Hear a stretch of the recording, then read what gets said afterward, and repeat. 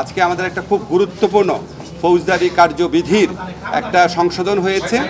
আপনারা জানেন আমাদের সরকারের আমলে কিছু জিনিস নিয়ে আমরা নিজেরাই খুব বিব্রত, আমরা এগুলো অ্যাড্রেস করার চেষ্টা করি। তার মধ্যে একটা হচ্ছে ভুয়া এবং মিথ্যা মামলা করা, আরটা হচ্ছে মিথ্যা মামলা করে মানে মামলা ঘটনাটা হয়তো সত্যি কিন্তু অনেক ব্যক্তিকে সেই মামলায় আসামি করে আপনার এক ধরনের মামলা বাণিজ্য করা।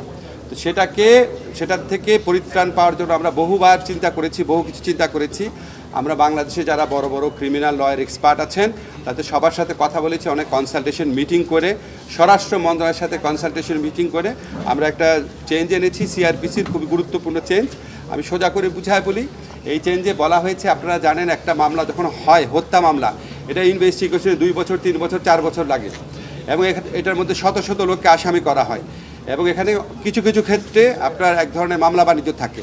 তো এই লোকগুলা যারা এখানে আসামি হন ওনারা 2-3 বছর যাবৎ একটা আশঙ্কার মধ্যে থাকেন যে কখন ওনাদেরকে গ্রেফতার করা হবে বা ওনাদের ক্ষেত্রে মানে গ্রেফতার বাণিজ্যটা হয় কিনা। সেটা থেকে পরিত্রাণ পাওয়ার জন্য আমরা একটা নতুন বিধান করেছি। সিআরপিসিতে 173A নতুন বিধান যুক্ত করা হয়েছে।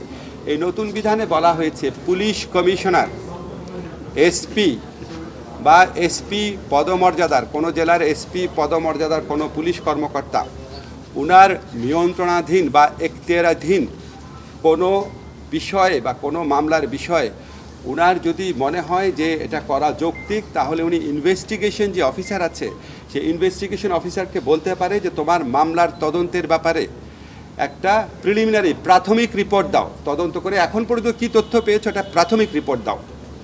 সেই প্রাথমিক রিপোর্টটা যখন ইনভেস্টিগেশন অফিসার প্রিপেয়ার করবে, করার পর আমাদের যে এসপি সাহেব আছেন বা পুলিশ কমিশনার আছেন তারা ইনভেস্টিগেশন অফিসারকে বলবে এই প্রাথমিক রিপোর্ট বা প্রিলিমিনারি রিপোর্টটা, ইনভেস্টিগেশন রিপোর্ট, এটা ম্যাজিস্ট্রেটের কাছে জমা দাও। ম্যাজিস্ট্রেটের কাছে জমা দেওয়ার পর ম্যাজিস্ট্রেটের কাছে যদি মনে হয় যে এই মামলার মধ্যে 100 জন লোককে আসামি করা হয়েছে, তার মধ্যে 90 জনের ব্যাপারে কোনো অভিযোগই আসলে নাই, কোনো 90 জনের বিষয়ে কোনো সাক্ষী নাই, কোনো এভিডেন্স নাই, কোনো ইনসাফিসিয়েন্ট এভিডেন্স, যা এভিডেন্স আছে সেটা ধর্তব্যের মধ্যে না, তাহলে উনি সাথে সাথে প্রি ট্রায়াল স্টেজেই ওই মামলা থেকে ওই আসামিদেরকে যাদের বিষয় বা যাদের বিরুদ্ধে কোনো সাবস্ট্যান্টিভ বা সাফিসিয়েন্ট এভিডেন্স নাই তাদেরকে ওই মামলা থেকে মুক্ত করে দিতে পারবেন।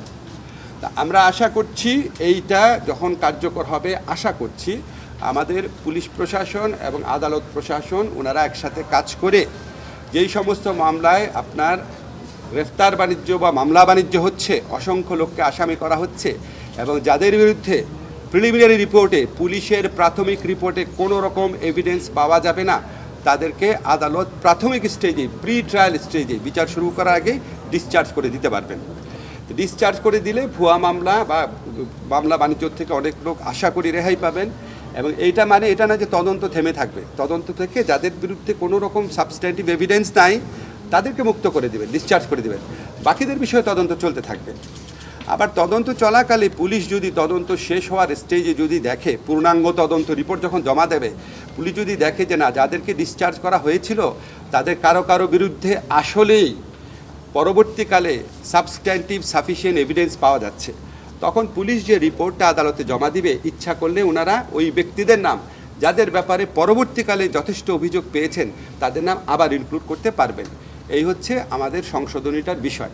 এটার মূল লক্ষ্য হচ্ছে ভুয়া মামলা এবং হয়রানিমূলক মামলা থেকে শিকার হচ্ছেন যারা, তাদেরকে একটা প্রি ট্রায়াল স্টেজে, বিচারপূর্ব স্টেজেই একটা রেহাই দেওয়ার বা অব্যাহতি দেওয়ার চেষ্টা করা, এটা হচ্ছে একটা। আর সেকেন্ড, আজকে আরেকটা গুরুত্বপূর্ণ আইনগত অগ্রগতি হয়েছে, সেটা হচ্ছে আপনারা জানেন যে OHCHR যে অফিসটা, OHCHR এর যে অফিসের প্রধান ওয়ালকার তুর্ক, উনি আমাদের দেশে সফর করেছিলেন। OHCHR আমাদের এখানে একটা জুলাই গণঅভ্যুত্থানকালে সংগঠিত গণহত্যা এবং মানবতা বিরোধী অপরাধের উপর একটা অত্যন্ত ইম্পর্টেন্ট ফ্যাক্ট ফাইন্ডিং রিপোর্টও জমা দিয়েছেন। তো ওনাদের সাথে আমাদের সরকারের অনেক দিন যাবত আলোচনা চলছিল যে OHCHR যেটা আছে, জাতিসংঘের মানবাধিকার বিষয়ক যে অফিস OHCHR, সেই অফিসের একটা মিশন শাখা বাংলাদেশে ওনারা খুলতে চাচ্ছিলেন। মানে ওই OHCHR মিশনের একটা অফিস বাংলাদেশে হবে, এই লক্ষ্যে ওনারা আলোচনা করছিলেন। তো এই আলোচনা একটা উল্লেখযোগ্য অগ্রগতি হয়েছে। আমরা যে ড্রাফট এমওইউ বা সমঝোতা স্মারক সেটা আজকে মন্ত্রী পরিষদের সভায় নীতিগতভাবে অনুমোদিত হয়েছে। সেটা আমরা কয়েকজন উপদেষ্টারা মিলে আরেকটু পরীক্ষা করব, করার পর ফাইনাল যে টেক্সটটা সেটা আমরা OHCHR ভলকার তুর্কের কাছে সরাসরি পাঠাবো। ওনারা এগ্রি করার পর আশা করি আমরা দ্রুততম সময়ের মধ্যে এমওইউটা সাইন করতে পারবো এবং এটার ভিত্তিতে বাংলাদেশে জাতিসংঘের মানবাধিকার বিষয়ক একটা অফিস হবে। এটা অফিসটা হবে প্রাথমিকভাবে 3 বছরের জন্য। এই 3 বছরের মধ্যে দ্বিতীয় বছরে যদি দুই পক্ষ মনে করে রিনিউ হওয়া দরকার তাহলে সেটা বিবেচনা করে দেখতে পারবে। আমরা আশা করি আগামীতে এবং আমাদের সরকার আমলেও যদি কোনো গুরুতর মানবাধিকার লঙ্ঘনের ঘটনা ঘটে, যে কোনো ক্ষেত্রেই ঘটে, তাহলে আমাদের যে মানবাধিকার বিষয়ক যে রাষ্ট্রীয় এজেন্সি অফিসগুলো আছে এটার পাশাপাশি OHCHR এর যে লোকাল অফিসটা হবে সেটা একটা গুরুত্বপূর্ণ ভূমিকা পালন করতে পারবে।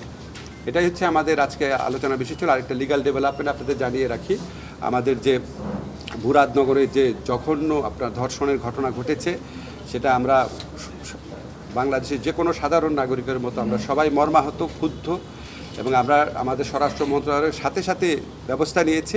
প্রধান আসামি সহ যারা এই ছবিগুলো ছড়িয়ে দেওয়ার কাজটা করেছে, অত্যন্ত দায়িত্বহীন অপরাধমূলক কাজটা করেছে, সবাইকে গ্রেফতার করা হয়েছে। আপনারা জানেন আমরা ধর্ষণ সংক্রান্ত যে আইন আছে সেটার অ্যামেন্ডমেন্ট করেছি। দ্রুততম সময় আপনারা মাগুরার ক্ষেত্রে আপনারা বিচারও দেখেছেন। এটা আমরা সর্বোচ্চ গুরুত্ব দিয়ে এই ঘটনার বিচার করব, এটা আমরা বদ্ধপরিকর। শুধু এটুকু জানালাম আপনাদের। Thank you. সিআরপিসিটা তো আপনার অধ্যাদেশ আকারে নীতিগতভাবে চূড়ান্ত অনুমোদনই হয়ে গেছে। এখন আপনার চূড়ান্ত অনুমোদন হয়ে যাওয়ার পর আইন মন্ত্রণালয় যে লেজিসলেটিভ আর ড্রাফটিং যে উইং আছে সেখানে ভেটিংয়ের জন্য যায়। ভেটিংয়ের জন্য আপনার 1 দিন লাগবে। আমরা খুব দ্রুত কাজ করে দিই, আশা করি আগামীকাল গেজেট নোটিফিকেশন হয়ে যাবে।